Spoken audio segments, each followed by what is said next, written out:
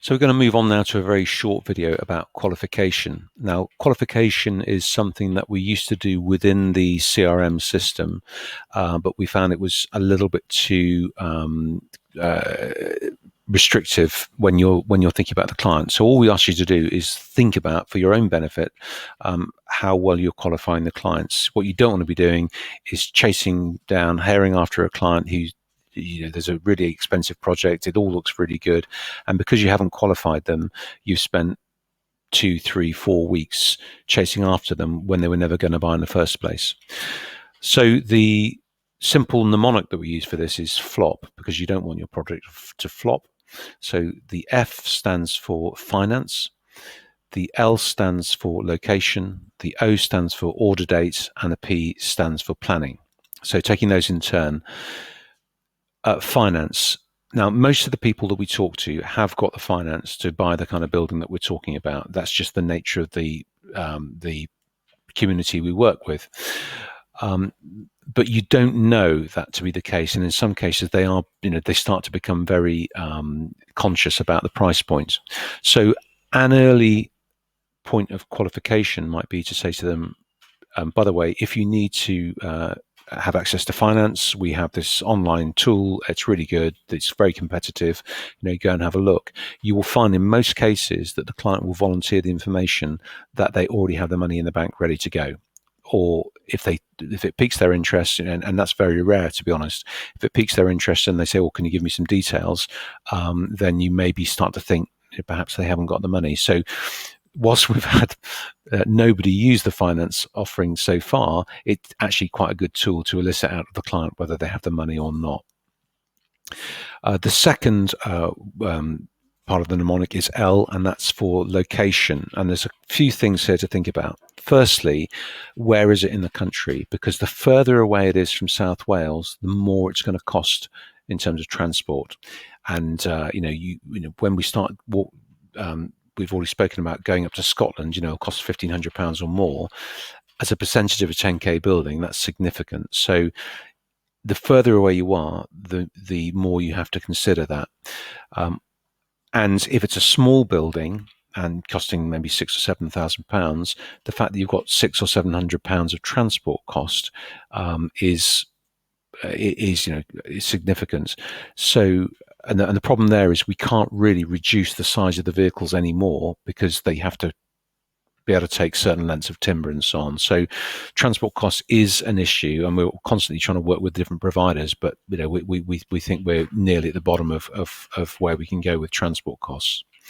The second thing about location is access. Now, with a lot of rural clients, they'll live up some spindly little lane with no turning at the end and so on, and getting a articulated vehicle is going to be very difficult. And we spoke about that on the webinar when we were looking at Google Earth. Google Earth is a hugely important tool for understanding what access your clients have got, and they may need to indeed get a council order that allows them to block off a road so they can unload for an hour in order to get the building onto their site. So think about the access all the time. What you don't want to do is sell a building. We get all the way through to design. We design the building, that costs money. We then start thinking about manufacturing of the building, and then we start talking to the client about delivery. And suddenly the client goes, "Well, where am I going to get it delivered?" And they've not thought about it at all. So you need to do that thinking for them to make sure that we don't catch a cold later on in the project. The third part of the mnemonic is order date. When is the client going to order? Now you can work back from this, and you can say, well, when do you want the building? And they might say, well, we'd like it in the summer. Well, when in the summer? What, June the 1st? Okay. So currently we have an 8-week lead time. So that brings us back to May the 1st, April the 1st. So you need to be making an order at least by April the 1st, and you may want to do some tweaking and changing of that. So probably you're talking about the middle of March. Suddenly you've fixed them because they said they wanted it in June, and you're saying they're going to have to order it in April or the middle of March.